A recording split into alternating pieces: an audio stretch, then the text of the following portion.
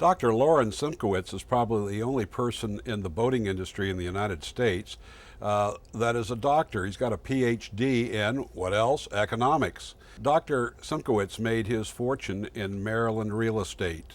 For as long as I've known him, and that's been about 20 years, he's had first one motor yacht and then another. They've all been large.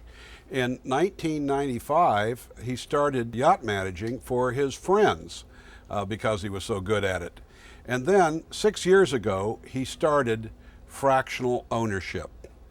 His fractional ownership business is one of the most viable in the world, maybe the largest in the world, and he has a reputation in the United States of making it work.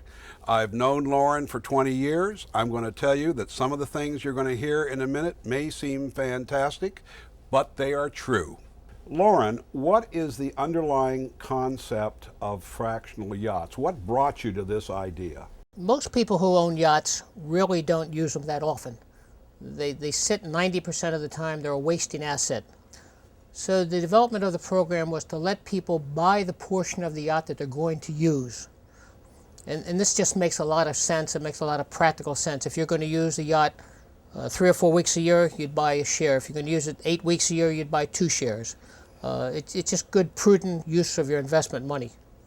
Obviously, the thing that everybody's going to ask you is, how do you schedule their weeks in that yacht? The way the program works is we take the cost of a yacht and divide it into 10 fractional shares. Just simple math, 10% shares.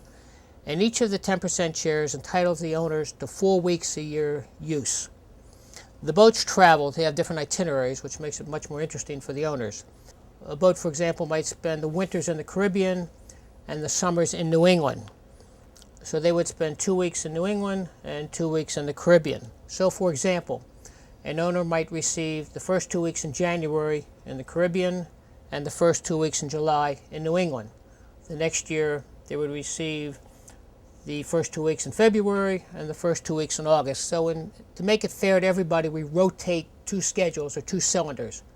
So people have different experiences, different times of the year on their same boat, of course. So if somebody wanted to have the boat for Christmas time or the last week in August, every, 4 years or 3 years, their weeks will come up?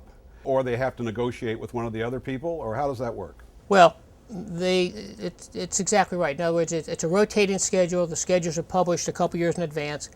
The people are very nice. If, in fact, somebody needs a particular time, we have a concierge person, and they email that person, and then we try to effectuate a change in scheduling of some of the other owners. Thus far, everybody's been happy. It's very nice. A lot of people who buy into the program don't really care when they use the boat, interestingly enough. They're just happy to be on it. And they're willing to go anytime, whereas some of the owners who have children are limited when they can use the boat.